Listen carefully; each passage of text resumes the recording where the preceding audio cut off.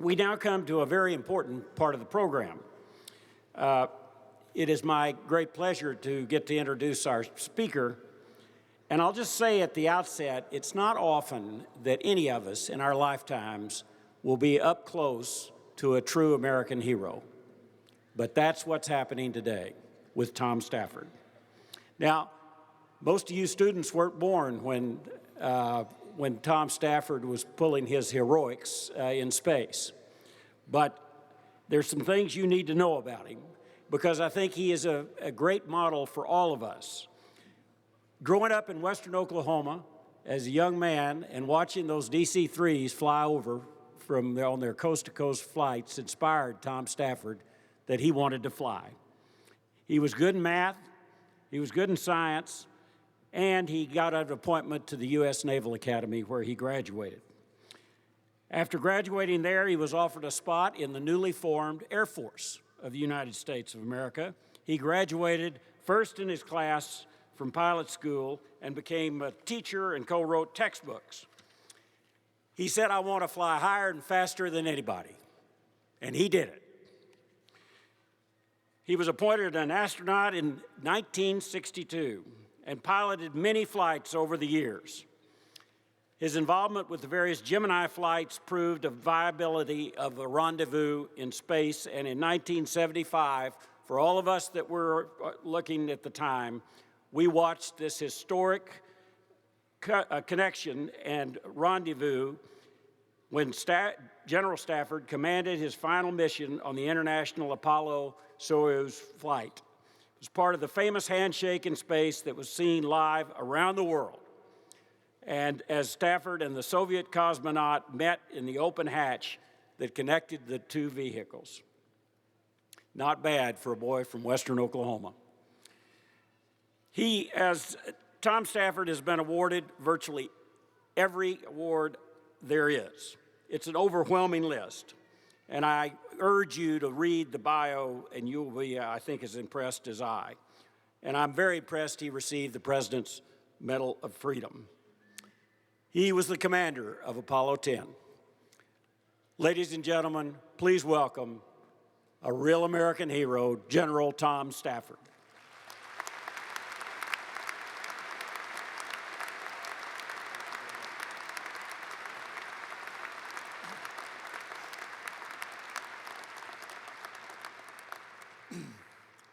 Thank you, President Hargis. Those are great words for just a kind of a gray-haired redneck cowboy from western Oklahoma. But President Hargis, members of the Board of Regents, administrators, faculty, and students, to the individuals receiving their degrees today is your day, and we're all so very proud of each one of you. For many of you, earning this university's degree has been especially difficult. You've had to attend classes, study hard, write papers, reckon with exams, and some of you even worked an outside job and in certain cases supported a family. So for those of you out there who've had special obstacles to attend the university full-time, I salute you and the achievements you have accomplished. And to all you graduates who have worked so hard to earn that cap and gown that I see here this morning, I want you to have my utmost respect and admiration. Earning a university degree represents an enormous achievement, and to earn a degree from such an outstanding university as Oklahoma State University is something in which you will always be proud.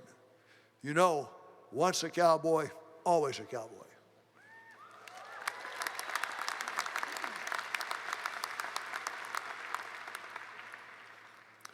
The year 2013 is a very meaningful year.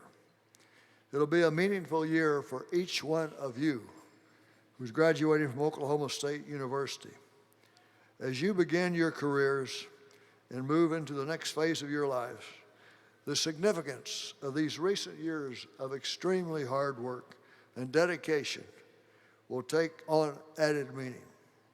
The support offered by your family and your friends will be long remembered. Over the past few years, I've observed the enhancement of this university's curriculum and the rapid growth of both the physical facilities and the academic focus, and the latest state-of-the-art in technology and disciplines. I know recently President Hargis informed me that Oklahoma State is now the largest university in the state of Oklahoma.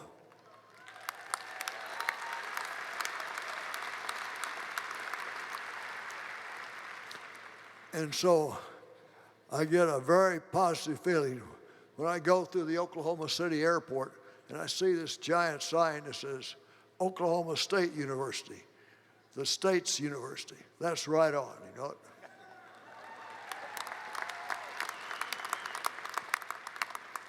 And my congratulations to the faculty and the staff for their hard work and their commitment in working efficiently within the budget to build these great facilities and this academic focus. Besides this graduation exercise in 2013, you'll also experience many other important events and anniversaries. During this year, we will continue to expand our knowledge in the creation of the universe and the creation of our own solar system. This little solar system on which we live is just a microscopic part of the Milky Way galaxy, which in itself is only a microscopic part of our whole expanding universe. This year and this month, we mark the 44th anniversary of the Apollo 10 mission, which I commanded to the moon. Golly, it doesn't seem that long. This was the first flight of the lunar module to the moon, and we did everything on this mission down to the last 9 miles, except the actual lunar landing. The lunar module in which I descended from high lunar orbit down was just simply too heavy to land. Not because of my weight, believe me. We selected the potential first landing site, and then 2 months later, the Apollo 11 crew flew with a lightweight lunar module, which enabled them to land on the surface of the moon for the first time a human being has stepped on a foreign body. And as my dear friend Neil Armstrong said, one small step for a man, one giant leap for mankind. Apollo 10 also performed the first rendezvous of 2 orbiting spacecraft around the moon. So 24 astronauts flew to the moon. When they returned from the materials and data, that helped solve some of the puzzle of how our solar system was formed. This data, coupled with the robotic unmanned landings you've observed on Mars and the geology right here on the Earth, has helped us determine that our own solar system was formed approximately 4.5 billion years ago, when a gigantic cloud of dust and gas condensed and formed in a process that we know the Sun, Mercury, Venus, Earth, and all the outer planets. When we talk about the dust and gas being from western Oklahoma, I think our part got an extra part of dust out there. Then, in the early 90s, a space shuttle crew first serviced and repaired the malfunctioning giant Hubble Space Telescope. And today, after 5 servicing missions, the data received from this awesome instrument is far better than the scientific community anticipated when it was launched. The Hubble telescope today is possibly the greatest scientific instrument of the last 300 years. Now, based on the information obtained from our space exploration during the past few decades, we estimate the whole universe started with a giant explosion 13.7 billion years ago. And today, the human eye, when you look out in space, when it's a clear day here in Stillwater, you can see approximately 600,000 miles. And the large telescopes in Hawaii will take us out approximately 10 billion light years. And this possibility with the Hubble that can go to 13 billion light years will take us within a small period of time when our whole universe started. Think what an awesome idea that is. Now, people will often ask me if the scientific endeavors in which I have participated and the discoveries in which we have made conflicts with religion. I feel that these scientific findings not only are compatible with religion, but they are also complementary. God so endowed the human mind with the intelligence and the thought process that's allowed us to improve our well-being right here on this earth and to gain further insight and knowledge into the events that have occurred that form this universe and life as we know it today. From our present knowledge of the process, from the birth, the life, and the death of a star, and our sun is a typical star, it is estimated that approximately 5 billion years in the future, which is a long time, the sun will lose so much of its mass in that thermonuclear process that its diameter will grow out to the Mercury, to the edge of Mercury. And with that, the heat of that great expansion will scorch a lot of the vegetation on the earth, cause the surface of the oceans to boil, and then the sun will go out to become a white dwarf, and the planets will be dark masses going through space. Now, isn't that a horrible forecast? Well, perhaps it is, but let's look at it in another way. By reviewing just what has happened in the last 100 years, which is a blink in the eye in astronomical terms. The first land runs in Oklahoma occurred in the late 1800s with covered wagons, horses, and then came the iron horse, the train, the automobile, the airplane. And today, air travel is common in most parts of the United States and the world for any long-distance travel. My mother, then a little girl, arrived in Oklahoma aboard a covered wagon at the turn of the century. And the family lived in a sod dugout for a few years till they had enough money where they could build a small frame house.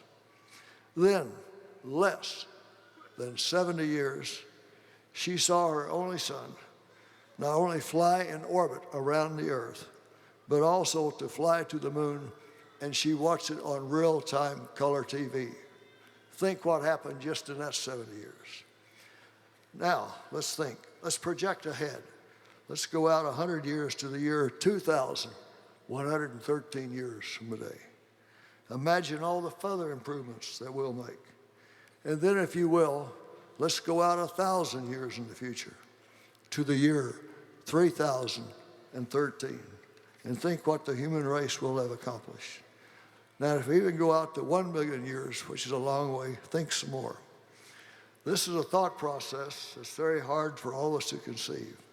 The path of logic that I'm leading to is that when the sun finally goes through its phase, approximately 5 billion years from now, the human race, with its great intelligence, will have made so many discoveries, and I found so many new forms of energy that it may well be possible that most of the human race can move to some planet around some star that could be hospitable for another few billion years. Or another thing we could do is to adapt here to the changing environment here on the earth. So there's a lot of possibilities what the human mind can do, and based on facts and education just like you received here at Oklahoma State. Now, from all these projections forward of 5 billion years to back where we are today, let's come back here to Stillwater 2013 commencement exercises. The opportunities available to each one of you today are far greater than what I had when I graduated from college. But with increased opportunities comes increased competition. I will point out to you that the competition that each of you face today is far greater than the competition that I had. Factors have changed the economic process that affects everyone here, because the United States is no longer isolated by the great economic influence we once had in the world. A major problem that faces our country today in both the near and long term is the fact we'll have an increasing population of well-educated individuals. And those individuals will require meaningful and productive jobs. If these jobs are not available, then there will be potential for discontent and other things when expectations are not realized. This has the potential to increase social and political tensions for the United States and indeed for the entire world. Expectations of our world population are being fueled by progress, but today we are not able to yet meet all of those expectations. Yet there's a distinct possibility that 20% of the jobs right here in the United States that will exist in the next 15 or 20 years have yet to be invented. With this factor in front of you today, you need to evaluate the way we look at our educational background, our immediate career goals, and what we can expect out of a career. When I graduated from college, I envisioned I would probably have a single career in the armed services. In 1952, only a few scientists even theorized about a body in orbit around the Earth. The word astronaut and cosmonaut had not even been conceived. But in just 5 short years, in 1957, the Soviet Union orbited the first satellite. And then a few years later, I was designated an astronaut to go fly a spacecraft into orbit and perform the world's very first rendezvous. And then later fly and explore the moon. Now, instead of one single career, I've now experienced 5 careers. As I've recently told President Hargis, I have flunked retirement 4 times, believe me. Now, each of you have reached a new plateau here today. To some, it's fulfillment of a dream. To others, it's just a step towards achieving fulfillment of a dream. To all of you, it is a recognition of a willingness to work, to put forward that extra effort, and to sacrifice and expand the knowledge and intelligence that is endowed in all people. Now that each of you received this outstanding education here at OSU, I challenge each of you to put this knowledge to maximum use, not only to the benefit of yourself, but to the benefit of humankind. The world of the future is going to be increasing sophisticated technology, and to compete in that world, or even function effectively, we'll need an ever-increasing knowledge. As you take the next step towards a milestone, I would like to outline some guidelines to succeed that I hope that you will find helpful as you navigate through life's course. First, how you think is everything. Always think positive. It is your attitude, not your aptitude, that will lead you to the highest altitude in your life. Decide what your true dreams and goals are. Write them down and develop a plan. Take action on that plan. Goals are nothing without action. Don't be afraid to get started. Just go do it. And never stop learning. Go back to school and read books. 5th, be persistent and work hard. One thing I've found, success is not a sprint. It is a marathon. 6th, learn to analyze details. Get the facts, all the inputs. Focus your time and resources. Oftentimes, it's very easy to get distracted. But you're not distracted when you know you're 250,000 miles away from home and you got to get back. Don't be afraid to innovate. Be different. Don't follow in the herd. It's a sure way to mediocrity. And deal and communicate with people. And the final one, be honest. Be dependable. Take responsibility. Otherwise, the previous 9 I mentioned doesn't really matter. I encourage you to continue your education to meet the challenges ahead, and the explosion of information in recent history offers so many wonderful opportunities to those prepared, willing to go forward and seize them. In closing, I feel it would be somewhat appropriate to use the words of Dr. Robert Goddard, whose pioneering work developed the first liquid-powered rocket, on whose foundations our space program today is built.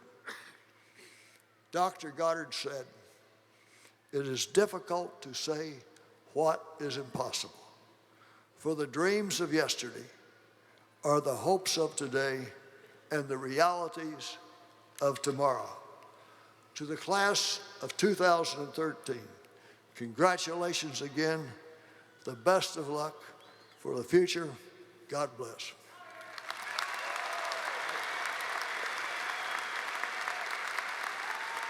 General Tom Stafford.